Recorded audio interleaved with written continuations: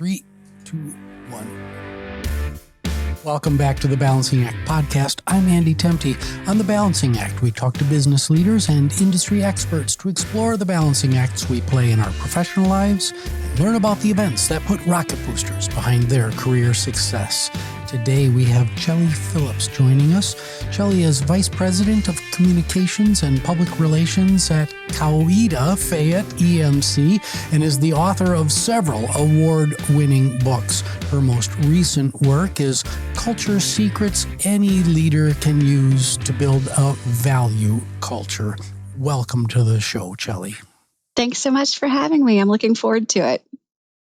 Yeah, it's going to be a great conversation. I can't wait to get into what V.A.L.U.E stands for, but we'll save that for just a moment. I ask this question of all my guests. What's your story, Chellie? So I guess really I consider myself a storyteller. I began my career with getting a journalism and PR degree. Did a little bit of time in radio news and decided that 3 a.m. wake-up calls were not for me, especially when I was 21, 22, 23 years old. So then I went the path of least resistance and went into print journalism. And, for me, what was so great about that was getting to hear everybody else's stories. I ended up being a features editor, which meant I got to spend a lot of time actually getting to know the people that I was interviewing, doing more long form stories and things like that. And so it was always interesting to me to see how someone ended up where they were. During that time, transitioned over to the utility world where I did PR for a utility in Alabama, and now I'm at one in Georgia. And in the meantime, did a little bit of work with a national sorority that was on a campus in Alabama. And I was a mentor, a chapter advisor for that organization. And I got to deal with mostly the leaders inside that organization. And that's really where I became passionate about the career and personal branding world that I really delve into now. And what we would see is that some of these women, when they were leaving college, if they did not get an offer that, right around graduation time, if they had to take a get-by job until they could find one in their field, when they finally got the offers, they were coming in $6,000 to $8,000 less than what someone was getting it if they got it right when they got their degree. Somehow or another, having the work experience made them less valuable in the workplace. And so I really got interested in why is that? How are we positioning ourselves and what can we do to really show up and sell the fact that not only do I have the book experience in this field, I now have shown that I am dependable. I've shown that I can work in an office setting. I've shown that I can deal with customers or whatever the case may be. And so that really sent me down that personal branding. How do we present ourselves? How do we interview? How do we really sell ourselves to the best of the ability so that people know the value that we're bringing to the table? And then a little later in life, I got to experience it on my own side. Is the company that I worked for got a new boss, and he didn't really value the role of communications and was not what I call a people manager, was more about a numbers manager. And it was amazing to me how in the course of over 6 months, somebody could really change my opinion of myself. It made me question whether or not, am I still of value? Is what I do still really important? And I tell people, I said, I had a bookcase of industry awards that I could look at any day to say, yes, you know what you're doing. But at night, I would still go home feeling like something's missing. Like I don't understand why I can't make them understand why this matters. And so I ended up with a career change in my 40s, which is, something that people shy away from a lot of time. You've spent all this time being vested in the programs where you were at. You grew up with those people. I knew their families, their kids, whole 9 yards. And so trying to make that decision on, do I take that change? Do I take this chance and see what else is out there? So that's really how I began my own business of doing personal branding work with people, helping them set themselves up for career success, and now transitioning that into the world of corporate training and speaking, whereas I help companies understand the role that their people have and why it's important to value what they bring to the table. Yeah. So we're going to talk a lot about culture today. Going back to the beginning of your career, I can really relate to the not wanting to wake up at 3 o'clock in the morning. One of my first jobs was delivering bread and donuts in the morning. And oh my goodness, that lasted for about 5 months. and I realized I was not a morning person at all. Chellie, if you had to pick one event in your life that just put rocket boosters, just accelerated your career, what is that event? I would say it would be that job change that I had later in life. And it came after my boss sent an email basically implying or questioning where my skills front came from, and basically said they came from a box of cereal like the prize inside that we used to get when we were kids. And so it was one of those moments where that email, it hurt my feelings, but then it really made me mad. And it was the fuel that I needed to be like, I could tell everybody it was my kick in the pants moment, where it was like, okay, you see where this is going. No amount of you trying to prove yourself is going to change the situation. So now it's up to you to do something better. And I tell everybody now that it was probably the best thing that ever happened, because I found new opportunities. It opened up the door to, me being able to write these books and do these things and have this message and be able to impact some more people. And now I'm really thankful that I took that chance and walked through that door of opportunity at the time that it came, and didn't just wallow in, the feelings that I was having, and become one of those people that just kind of showed up and didn't put any effort into the work they did anymore because they just knew it didn't matter to someone. Yeah. So 2 messages out of that I'd like to amplify. The first is that 40 is not old. So, and this is a message for everybody that's less than 40 who's listening to this, or maybe a little older than 40. You can make a change. You can make a big change right in the middle of what you think is your career, and you have to stick with it your whole life. Boy, Chellie is a great example of reinvention, and 40 is actually quite young these days. And I tell everybody sometimes it takes us that long to really figure out what we want to do in life, right? Absolutely. And the second thing is the message for everybody that words cut, and words can cut deep. The fact that Chellie didn't wallow in the valley of despair forever doesn't make it any better, because you remember that event so vividly to this day. And I can think back to, things that were said to me and things that I've said to other people that I know are stick with them like a pebble in their shoe to this day. So words matter, people. So Chellie, let's dive in. Culture, your new book on workplace culture. What prompted you to write Culture Secrets? And as you're giving that description, if you can define what organizational culture means to you, that would be great. Yeah, sure. So culture to me is the heart and guts of a company, and it's really what is going to define your success. Because if you have great culture, success is going to come, because you're going to have all the key elements that you need there working together to do that. To me, it's culture becomes that fuel that allows you to get things done. And it's really the beliefs, the goals, the values, the experience, the emotions, and the intentions that everybody who works there brings when they walk through the door in the morning to that organization. And so what really prompted me to write the book was kind of twofold. I had been exploring company culture because of my corporate job that I have, my 8 to 5 job, and we were creating a culture program here. How can we keep our employees engaged? How do we keep them growing and continuing their professional development? And so we created a program here. It's been going now for about 6 years, I think.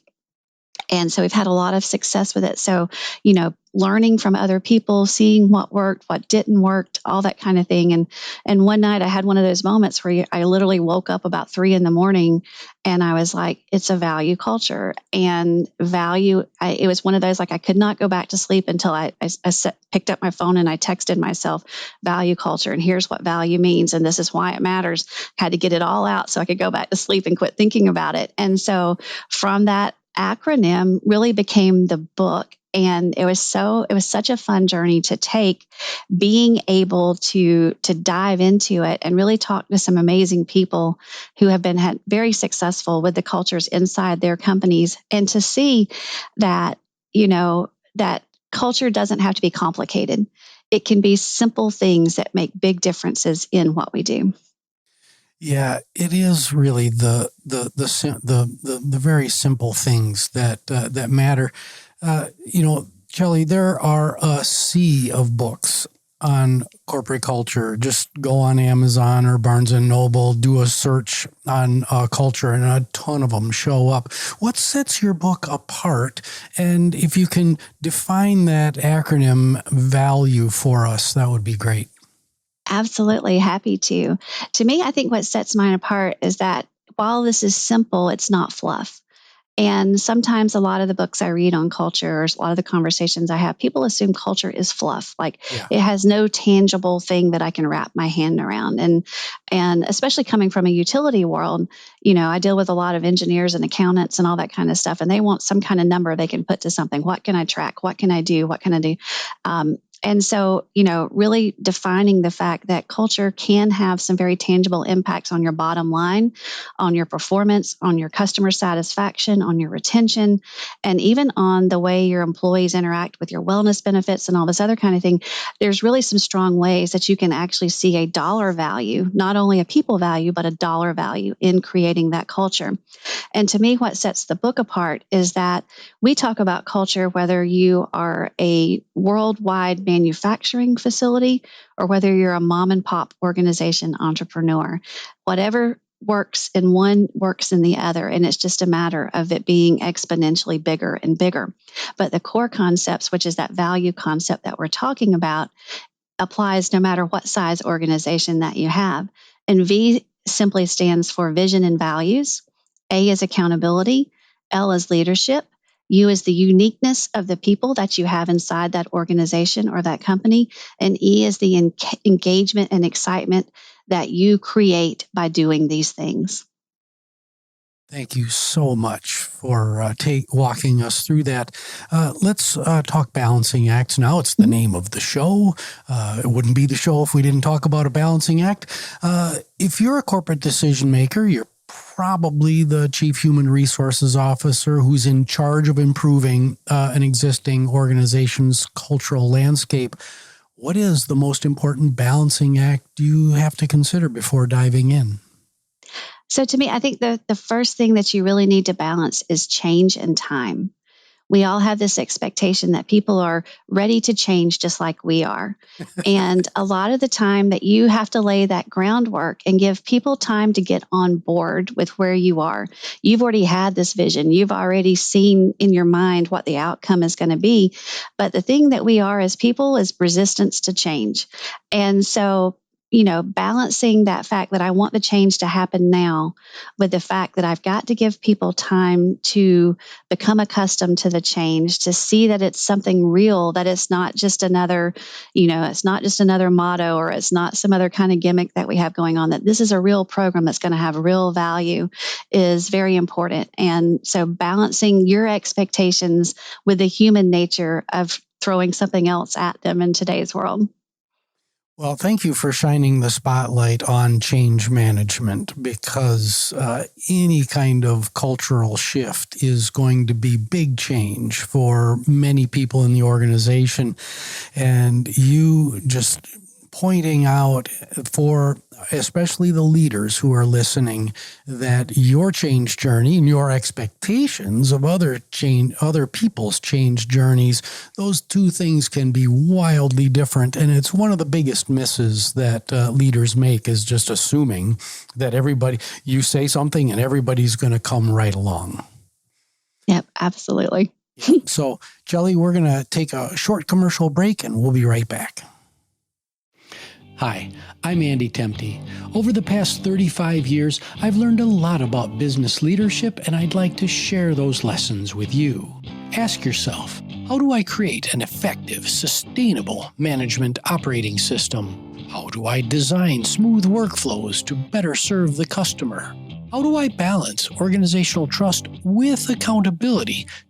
The Balanced Business describes the practical, step-by-step process you need to answer these questions. Order your copy today wherever books are sold. And we're back with Chellie Phillips talking about the world of corporate culture. Chellie, let's run a quick thought experiment. Suppose you're talking to a mid-level manager or even an individual contributor working in a business or institution who believes that their company's corporate culture is suboptimal. They probably feel stuck and powerless. What advice do you have for this individual to make a difference? So first thing is I would say kudos to you for realizing there's something that needs to change inside that organization. And I hope you don't get discouraged on the journey. And you most definitely can lead a change revolution and a culture revolution from your cubicle, whether your supervisor or whether your CEO is behind that mission yet.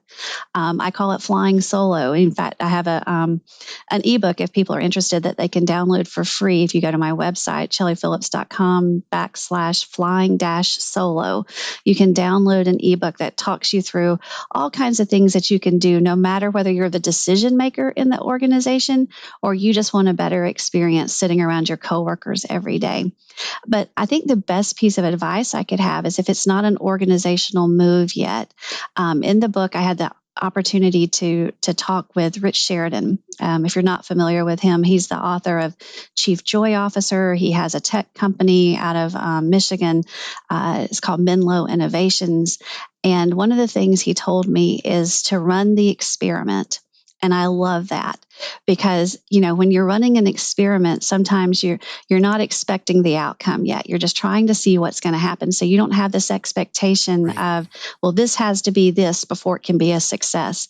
No, we're going to run the experiment and just see what happens and see if we can get by it. If you come into it with that mentality, I think you're more apt to keep it going. I think you're more apt to not get frustrated and give up on it if you don't see change happening very quickly.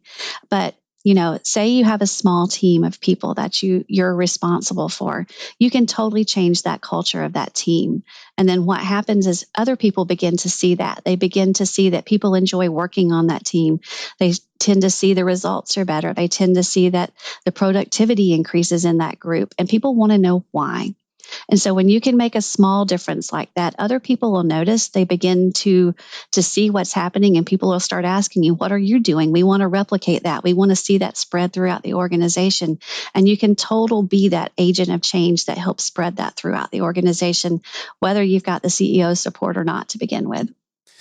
Right. The challenge, however, is that culture, from my perspective, being a former chief executive, the chief executive does have to ultimately buy in, and the change can come from the middle, but you're really influencing the C-suite. What advice do you have? When does that individual pull the plug? When do they go, okay, this experiment is not working, we're going to do something else? Yeah. So, you can really look at, are you having issues with retention? Like, can you not keep employees? Is there something going on? Again, I go back to sometimes as you have to find those numbers that make your case to be able to make the valid argument for different levels inside the organization. So if you can show we're having to replace these positions every, 12 months, 18 months, whatever, because they're not satisfied with what's going, or that you're spending time investing in people's training, getting them up to par, and then they're only staying 2 or 3 years afterwards because they're not getting any continual development or things like that. Or if you have a department that is struggling. Maybe, I hate to say this, but sometimes we have the wrong leaders in place inside our organization. We put people in positions because of years of service or different things, not because they're necessarily the coach that team needs to get the most out of the people that are there. And some of that's old school business thinking, and I think that's changing in the way that we're doing work today. But there's still some of that out there. And sometimes, it takes having that hard conversation is that someone may not be in the right role. So if we want to see things progress and really continue to go, that we may need to adjust some people's responsibilities and duties. And so, I think those are some of the conversations. If you're in that mid-level management and you're trying to convince upper management, this is to go armed with the data. Data serves to tell the story. And, I grew up telling stories. And so sometimes you have to present it in the way that people hear it or see it. So they may not get my emotional plea for something, but if I can put, okay, here's what this is costing you every time we replace someone, or here's what it's costing you after we train someone and they go to our competition, then I can make people understand that this really has a tangible value and for us to look at it and continue that work inside. Yeah, come armed with the data. Absolutely. Many senior leaders get themselves trapped in this mindset that people are replaceable and that you can easily switch out Susie for Billy in an organization. And that is just not the case. It the actual dollar costs are substantial, turnover, engagement, et cetera. Chellie, let's run another quick thought experiment. Now you've got a chief executive officer sitting right in front of you right now, and they've been sold, quote unquote, a few times on gimmicky programs to improve corporate culture that really haven't moved the needle. They don't want to give up, but frustration is building throughout the organization. What advice do you have for this CEO to put them on the path to success? I say first, kudos for recognizing that there's an issue and that you're willing to fix it, and that isn't self-awareness great? It is, and that you haven't given up because the first couple of things have not produced the results that you want. I think sometimes we get culture mixed up with pizza parties and company swag and things like that. And so the first thing I would ask you to do is really evaluate, have you really initiated a culture shift, or have you just been maybe window dressing some of the things that were going on? Like, I want employee engagement, so I'm going to have everybody comes to work casual. We're going to have pizza party, Tuesday or something, So really look at what you're doing, and are you addressing the actual issues of what the culture issue is, or are you just kind of covering it up, trying to make it pretty and make things better for a little while? And the thing that I can say is, if you realize that maybe I haven't dived into this enough and I have not really addressed the main issues where our culture problems are, the thing that I would say as a CEO is get your people involved. And I don't mean just the people that answer to you. The problem with that is people who answer to you generally tell you what you want to hear. Right. They're not necessarily going to come tell you everything that's happening out on the floor or whatever else. And so I think the first thing a CEO can do to really impact a culture change is to be a listener and start ground floor. Start with some of your front end people. Ask them, what do you think of when you come to work here? What are our values? What is recognized here as good work? What are the things that we're trying to improve upon? And really get their feedback. And then you can kind of continue to shift it and move up the ladder and see where things are. But I think you'll find some commonalities. And when you're creating a culture, the thing is, that's that vision and value piece that I was talking about under the V, is that when you can get everybody to align with that vision, that yes, we all feel these things are important inside this organization, then what you can do is you can assign a set of behaviors that go along with those. If we're going to create this vision, then we're going to do these 5 things consistently to do that. That gives you that accountability piece, because then I have something I can track. I can say, yes, we're doing this. No, we're not doing this. We need to do a better job of this. And the thing is, if they've been bought in from the vision, then they help create those behaviors. Then no one can say we're not on the same page and we don't understand where we're going, because you've heard me, I've heard you, and we've come to this common agreement. And this is the way we want the company to move forward to be successful. And I think we all have a role to be able to make that successful. Yeah. So I'm a continuous improvement and organizational health guy. In the parlance of continuous improvement, what you're telling your leaders is go to the Gemba, go on a Gemba walk, go to the front lines, open up your ears, set down your phone, lock your phone away somewhere and start listening, especially to the front line, because it is your front line who knows the most about your customer and most about what is actually happening in the business. So thank you so much for that, Chellie. As we close things out, we'll have a little fun. I've got 2 lightning round questions for you. So first question, I give you access to a time machine. You can send a very short message to an earlier version of Chellie Phillips. What's the message and what previous version of yourself do you send it to? So I think I would send this to me when I was still a reporter. At the time, I enjoyed the work I was doing where I was at and everything, but I had some opportunities to go to some larger metro areas at the time. But yet I wasn't 100% confident in my skill level at that time because I had, I'd only been in the field for 2 or 3 years, still trying to figure out, what politician can I talk to for this? Who's going to call me back from the state house? What's happening? That kind of thing. And so I think that fear of stepping into an unknown situation is something that keeps us all held back. And so I would tell myself to take a few more risks when I was a little bit earlier, because you never know how those are going to turn out. That's great advice for all of us. Chellie, both you and I, you've written several more books than I have. I've now written 2. Folks think that people that write books somehow have it all figured out, but we're all works in progress. So what are you focused on right now in your own personal journey of growth? So I think what I'm really taking time to, and not for this to be a downer moment or anything, but I lost my father earlier this year.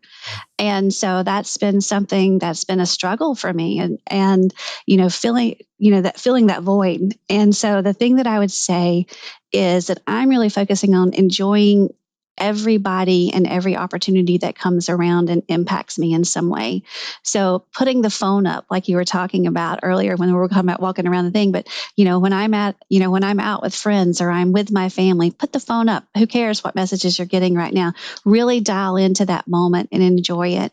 And same things that come along with opportunities now, like when I'm speaking and doing things like that, is really engaging with the audience and the people that are in my training sessions and everything, because they have such unique stories too that I learn from them, and not passing up on any opportunities to really learn and grow from other people's experiences as well. Yes, as teachers, which both of us are, you learn just as much from your audience and your students as they learn from you. Thank you so much for that. What's next? Where can people connect with you? Where's Chellie Phillips going? So I am actually branching into a little unknown for me lately. I have written books, but I have never written kids' books. And I was kind of challenged by someone that I look on as like a business coach, or someone that keeps me grounded in what I'm doing and everything. Probably not an official coach, more like a cheerleader probably. So, but I've had this kind of plan in the works for a little while and just never dived into it, but written a series of 5 kids books that are going to start launching in about a month now. So, and it's about a female detective. She is in middle school, and she has a squad of friends that helps her solve mysteries, everything from the case of the missing sneakers to vanishing library books to missing mascots. And the key to it is that she's not able to solve the mystery without the help of her friends and what they bring to the table. Each one of them has a unique skill or maybe a talent or, some way of looking at life that helps them actually be able to solve the mystery. And so it does tie into the culture work that I'm doing as far as recognizing the value that people bring to the table. And I think it's an important conversation that we can start having at even a younger age, that we do need to recognize the value that everybody has. that not everybody has the same strengths as others, but that doesn't mean that they can't contribute in some way. And so that's been really fun. I was actually able to take a story that I had written in 7th grade and build from it and go from there. That was the actual original premise for the missing sneakers story. And so it was fun to revive that. My dad had kind of played a part in that when I was writing it and doing that kind of thing. So it was kind of a way for me to work through some of that as well and have a really neat outcome, I think. So as far as where people can connect with me, the website, ChelliePhillips.com. I'm a prolific poster on LinkedIn and Instagram and Facebook. You can find me just by typing in the name. And I generally engage quite a bit with the people that comment upon my post and everything. So you probably get a comment back if you say something. Excellent. Well, I've certainly enjoyed meeting you and getting to know you a bit. Sounds like you've got just a lot going on that folks can engage with. Thank you so much for joining us today. It's been my pleasure. Thanks for having me. This is the Balancing Act podcast. You can find us on all the major streaming services. Please like, subscribe, rate, and most importantly, share this public good with your friends, family, and your colleagues. The show is produced by Nicholas Tempty, and we'll see you next time.